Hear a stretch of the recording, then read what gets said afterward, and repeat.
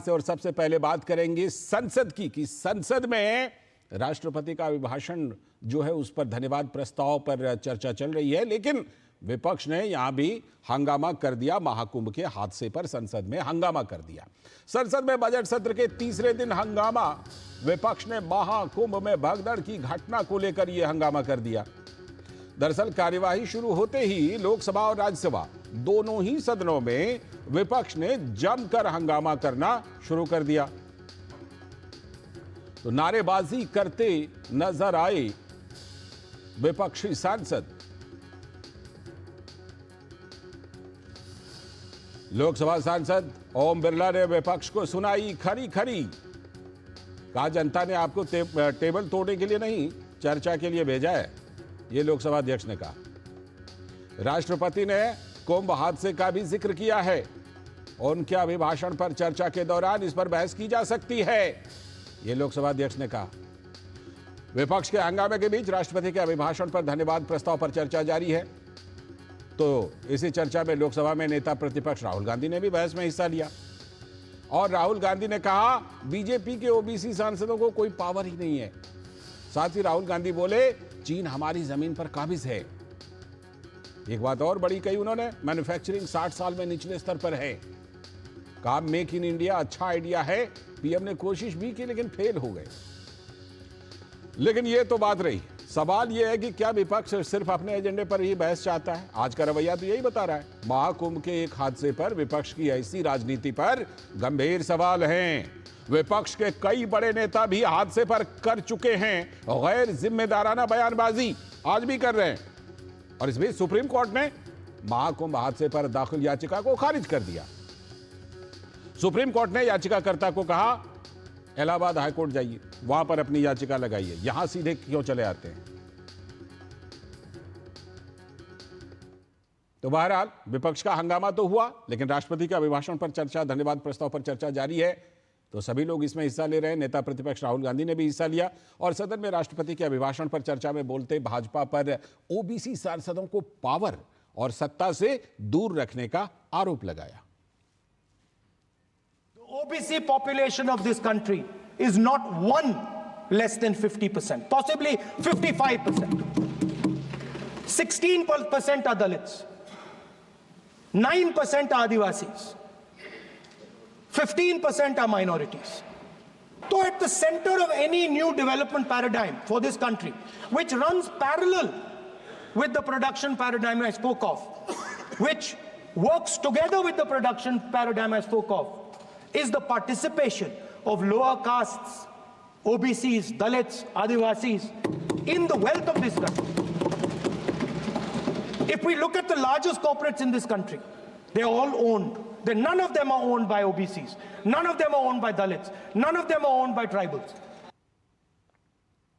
तो राहुल गांधी ने अपना वही आरोप दोहराया जो वो लगातार लगाते रहते हैं। ये बात अलग है। तथ्य ये है कि आज कैबिनेट में, मंत्रिमंडल में जितने ओबीसी और एससी एसटी के लोग हैं उतने पहले कभी नहीं होते थे। खैर, संसदीय कार्य मंत्री किरेन रिजिजू ने इन आरोपों का खंडन किया और कहा कि नेता प्रतिपक्ष को सोच समझ करके तथ्यों के आधार पर बात करनी चाहिए।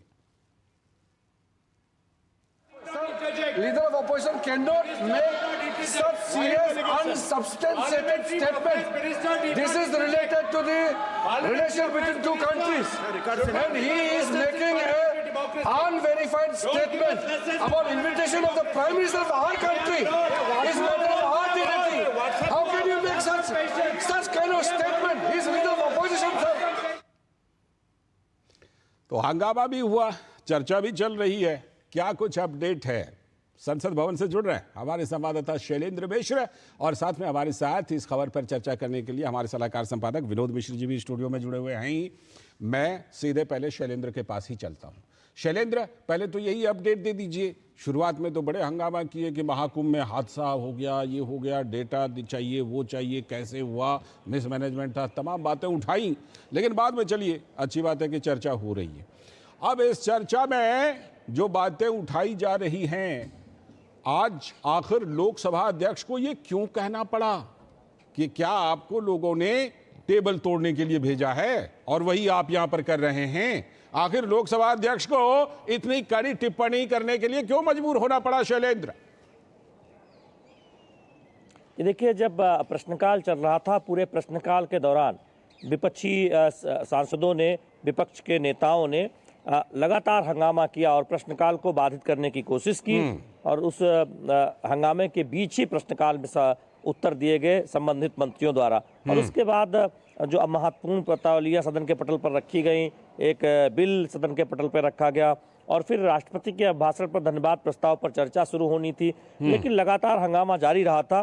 तब लोकसभा अध्यक्ष ने इस बात को कहा कि हम आपसे आग्रह ही कर सकते हैं, अगर आप किसी नारेबाजी के लिए आए हैं या किसी विशेष उद्देश्य के लिए सदन में आए हैं तो फिर ये आपकी मर्जी है, आप समझिए, लेकिन हम आग्रह कर सकते हैं कि सदन चलने दें। तो ये एक बड़ी तल्ख टिप्पणी तब की लोकसभा अध्यक्ष ने, जब लगातार 1 घंटे से ज्यादा समय तक लोकसभा में हंगामा होता रहा। लोकसभा अध्यक्ष ने यह भी कहा कि सभी प्रमुख जो हमें मिला है नोटिस, वो उस पर उन्होंने विचार किया है, बाद में उस पर चर्चा की जा सकती है। चूंकि ये कोई एक तरह से देखें, हम जानते हैं कि परंपरा नहीं रही है कि जब राष्ट्रपति के भाषण पर चर्चा शुरू होने वाली हो तब किसी नोटिस को स्वीकार किया जाए। और हम ये भी जानते हैं कि प्रश्नकाल को स्थगित करके नोटिस स्वीकार किया जाना ये बहुत ही अपवाद में होता है। और ये कहा भी लोकसभा अध्यक्ष ने कि प्रश्नकाल स्थगित न हो, ये सब हम सब को मिलकर ये तय कर लेना चाहिए। लेकिन जब हंगामा होता रहा तब इस तरह की तल्ख टिप्पणी आई लोकसभा अध्यक्ष की तरफ से विपक्षी सांसदों पर, विपक्षी दलों पर जो हंगामा कर रहे थे लोकसभा। ठीक है, मैं लौटता हूं आपके पास। विनोद जी, आखिर ये हो क्या गया है? आप देखिए, कोई इस मामले को लेकर के जा रहा है सुप्रीम कोर्ट और कोई जो है वह संसद में उठा रहा है कि ये हादसा हुआ, कैसे हुआ, क्या हुआ। सब जानते हैं कि भीड़ में भगदड़ किस तरह से मची और किस तरह से ये हादसा हुआ है। उसके बाद देश और दुनिया के श्रद्धालु पहुंच रहे हैं, लेकिन कुछ लोग सोशल मीडिया से लेकर और संसद तक इसको बिल्कुल ऐसा लगता है कि इस पर पूरा हंगामा करना चाहते हैं और उसी का नजारा आज संसद में दिखाई पड़ा। विनोद जी, लाल जी, एक तो ये जानना पड़ेगा कि अभी संसद और संसद से बाहर जो सियासत है और सियासी एजेंडा जो है वो अपना अपना एजेंडा है और अपना अपना एजेंडा में कहीं भी कहें आप देखें तो कम से कम जो राष्ट्रीय मुद्दा है और राष्ट्रीय के साथ साथ अगर आम लोगों का मुद्दा है वो कहीं पीछे छूट जाता है जी। और ये सीधे सीधे आज जब संसद में शैलेंद्र आपको बेहतर बताएंगे कि आज संसद के जो राष्ट्रपति अभिभाषण की चर्चा में नेता प्रतिपक्ष का जब देश ने आज सुना होगा तो कम से कम इस बात को एहसास किया होगा कि ये आखिर संसद की गरिमा, संसद की चर्चा में हम किन चीज़ों की चर्चा कर रहे हैं। चाइना के, चीन के घुसपैठ से लेके और जाति गणना तक में राहुल गांधी ने जितने भी आज मुद्दे उठाए हैं, अगर ये सवाल कोई पूछे कि इन मुद्दों से देश का आज की तारीख में सरोकार क्या है, अगर आप आज ये जानना चाहते हैं कि इस देश को एआई के स्प्रे में रिवॉल्यूशन में नहीं जा रहा है और उस जगह आप करते हैं कि तेलंगाना के पॉपुलेशन गिन के आप बताते हैं कि हमने तेलंगाना का अभी जाति गणना कराया है, जो 90% जो लोग हैं वो दलित, आदिवासी, ओबीसी और पिछड़े जाति से, मुस्लिम से लेके हैं। तो वो ये सवाल प्राइम मिनिस्टर की तरफ पूछते हैं और उनको पूछते हैं कि आपके पास जो ओबीसी है उनको कितना पावर मिला है। क्या ये देश नहीं जान रहा है कि खुद इस देश में एक ओबीसी ही प्राइम मिनिस्टर है? बिल्कुल। और मंत्रिमंडल में कितने ओबीसी मंत्री हैं? मंत्रिमंडल के कितने ओबीसी और दूसरे एससी और एसटी के लोग हैं? क्या ये देश नहीं जान रहा है? तो अगर इस बात का आप अर्थ बताना चाह रहे हैं तो आपके सामने में भी कर्नाटका का सेंसस आपके सामने में है, कास्ट सेंसस। आप कर्नाटक के सेंसस को पिछले 5 साल से लगातार कोशिश कर रहे हैं कि हम सेंसस को लाएं टेबल पे, आप नहीं कर पा रहे। अगर आपके सरकार को, कर्नाटक सरकार को यह मजबूरी है कि हर अल्टरनेट डे पे वो कैबिनेट में लाने की कोशिश होती है और नहीं आ पाती है, तो आप जब कर्नाटक में ये बात आपकी सरकार समझ रही है कि हम इसको लाके हमारा क्या ऑब्जेक्टिव हो सकता है, तो आप देश के सामने में अगर इतनी बड़ी बात कहते हैं, तेलंगाना का उदाहरण देते हैं, तो हमारे सामने में बिहार सबसे पहला कास्ट सेंसस कराने वाला स्टेट है। तो वो भी तो देखिए, बिहार वालों ने डेटा तो उससे डेटा से क्या हासिल हो गया? कुछ नहीं। तो आप जब चीजों को गुमराह करने की बात करते हैं तो आप बिल्कुल, आपने सही कहा, तो आपको महाकुंभ में सनातन की इस भव्य आयोजन सनातन की इस एकता से घबराहट होने लगती है। बिल्कुल। और जब जब इस पॉलिटिकल जमात को, जब पॉलिटिकल पार्टी के और नेताओं को इस तरह के बड़े आयोजन एक राष्ट्रीय फलक पर और दुनिया के फलक में वो देखने की कोशिश करते हैं, तो उनकी घबराहट में वो सीधे सीधे यही कास्ट सेंसस, यही तुष्टीकरण और इन सब चीजों को लाते हैं। लेकिन जब आप प्रतिपक्ष के नेता के रूप में, एक जिम्मेदारी के रूप में यूथ पावर की बात करते हैं, तो आपसे देश एक नेतृत्व की उम्मीद करता है, एक नई सोच की उम्मीद करता है। बिल्कुल, उसी सोच की उम्मीद कहीं ना कहीं ऐसा लगता है। हाँ, शैलेंद्र आप ही के पास आ रहा हूं। शैलेंद्र जरा बताइएगा, राहुल गांधी के बयानों का खास तौर पर जिक्र हो रहा है कि तमाम मुद्दे वो उठा रहे हैं, लेकिन जो आज के मुद्दे हैं और जो सही मुद्दे हैं वो ना बोलकर जब वो अलग बोलते हैं, तो फिर संसदीय कार्य मंत्री को यह कहना पड़ता है कि भाई आप नेता प्रतिपक्ष के पद पर हैं, जरा कुछ तथ्यात्मक बोल लीजिए, जरा सब्सटेंसिव तो बोलिए। आप बस यूं ही ऐसा बोल देते हैं जैसे कि कहीं रैली को संबोधित कर रहे हैं और वहां पर कुछ भी स्वीपिंग कमेंट कर दिया, स्वीपिंग स्टेटमेंट दे दिया। राहुल गांधी नेता विपक्ष को यह समझना होगा कि संसद में जब कोई आप बात कहते हैं तब उसके पीछे आपको एक वजन रखना होता है, यानी जो सच्चाई है या फिर जो कोई आपके पास रिकॉर्ड है वो साथ में रखना होता है। और वही बात संसदीय कार्य मंत्री ने कही कि इस तरह से विदेश मंत्री के विदेश दौरे पर आप वो बातें नहीं कह सकते जो मीडिया रिपोर्ट के आधार पर। लेकिन राहुल गांधी ने 3 बातें जो मुख्य तौर पर कही, हमारे वरिष्ठ सहयोगी विनोद मिश्र जी उसकी बात कह रहे थे कि ओबीसी को या फिर पिछड़े तबके को आप टॉप पे नहीं देख रहे। तो राहुल गांधी को समझना चाहिए कि प्रधानमंत्री नरेंद्र मोदी खुद ओबीसी है। आप देखिए बीजेपी शासित कई राज्यों में आप देखें, आप मुख्यमंत्री हैं, सही बात है, मुख्यमंत्री है। उत्तर प्रदेश देखे उप मुख्यमंत्री कौन है, राजस्थान देखे उप मुख्यमंत्री कौन है। और जब ये सवाल आता है तो ये भी सवाल आएगा कि यूपीए के समय में कितने ओबीसी मंत्री थे। बिल्कुल, सिर्फ एक ओबीसी मंत्री था, बाद में वो भी हटा दिया गया था। ये सवाल तब भी आएगा कि उससे पहले कितने ओबीसी मंत्री थे। और अगर आप कह रहे हो कि लोन या कोई टॉप उद्यमी नहीं है, तो प्रधानमंत्री नरेंद्र मोदी को ही फिर कोई SC ST OBC, खासतौर पर SC ST और महिलाओं के लिए उद्यमी बनाने के लिए विशेष कोलेटरल फ्री लोन की स्कीम लानी पड़ी। लाखों और करोड़ों SC ST उसका फायदा उठा रहे हैं, जरूर लाखों उठा रहे हैं और भविष्य में और उठाएंगे। तो फिर आप पर सवाल उठते हैं। हालांकि आपने कहा कि यूपीए के समय भी आप मानते हैं कि यूथ पे उतना नहीं ध्यान दिया गया, आरोप आपने मौजूदा सरकार पे भी लगाया। तो केवल यूपीए नहीं, बीते 60 वर्षों में ही आपकी सरकार थी, बिल्कुल पार्टी की सरकार थी। तो ये सवाल तो उठेंगे कि 75 वर्षों में अगर एनडीए के 6 साल अटल बिहारी वाजपेयी के कार्यकाल के निकाल दें और मौजूदा 10 साल, तो इन 16 वर्षों में और बाकी मोर्चा की सरकारें 4-5 साल छोड़ के, तो 75 वर्षों में आपकी सरकार थी 55 साल तक। आप क्या कर रहे थे? क्यों नहीं टॉप लीडरशिप में आप ले आए? क्यों प्रधानमंत्री नरेंद्र मोदी तक इंतजार करना पड़ा? तब ओबीसी प्रधानमंत्री है, या फिर इस तरह की स्कीम आई उद्यमी बनाने के लिए जिसमें SC ST को कोलेटरल फ्री लोन है, महिलाओं को कोलेटरल फ्री लोन है 1 करोड़ तक का, छोटे छोटे उद्यमी। तो राहुल गांधी अपनी जो बातों को कह रहे हैं तो उन्हें स्वीकार भी करना चाहिए। सवाल बीजेपी पूछ सकती है, पूछ रही है, हमने कई बार देखा है बीजेपी प्रेस कॉन्फ्रेंस में तो पूछती भी रही है। जहां तक महाकुंभ का सवाल है, रविशंकर प्रसाद ने आज राष्ट्रपति के भाषण पर चर्चा में इस बात को कहा कि न्यायिक जांच हो रही है, अब तो ये भी साजिश की भी बुआ आ रही है। तो वहां पर जो कुछ हुआ वो हम जानते हैं कि बिल्कुल न्यायिक जांच हो रही है और 1 महीने का समय दिया गया है। 1 महीने के अंदर अंदर उसकी रिपोर्ट आनी है। विनोद जी, जो शैलेंद्र बात कर रहे थे उसका लबोलुआब तो ये है कि राहुल गांधी जब ओबीसी करके 1 उंगली उठाते हैं तो 4 उंगली जो है ना उनकी तरफ वापस उठती है। शैलेंद्र ने तमाम बातों का जिक्र किया, आपने तमाम बातों का जिक्र किया।